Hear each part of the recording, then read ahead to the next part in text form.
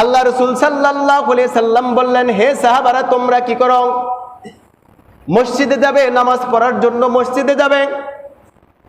মসজিদে যায় তোমরা কি করবে? জান্নাতের ফল খাবে, জান্নাতের ফল খেতে থাকবে।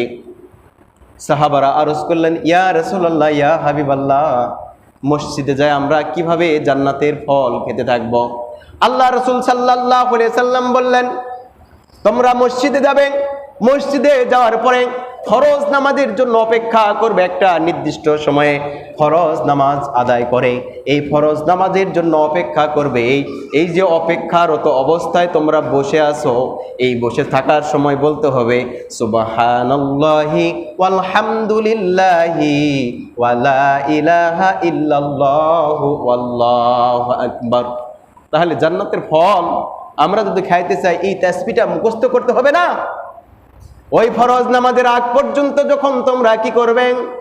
সুবহানাল্লাহি ওয়ালহামদুলিল্লাহি ওয়ালা ইলাহা ইল্লাল্লাহু আল্লাহু আকবার, এই তাসবিহ, গুরুত্বপূর্ণ তাসবিহটা যখন তোমরা পড়তে থাকবে, এই তাসবিহ পড়তে থাকা মানে মসজিদে বসে নামাজের আগে জান্নাতের ফল খাওয়া।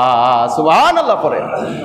প্রিয় ভাইয়েরা, আমরা মসজিদে এসে দুনিয়াবি কথা বলি, এগুলো না বলে আমরা কি করব? এই আমলের জিন্দেগি করতে হবে।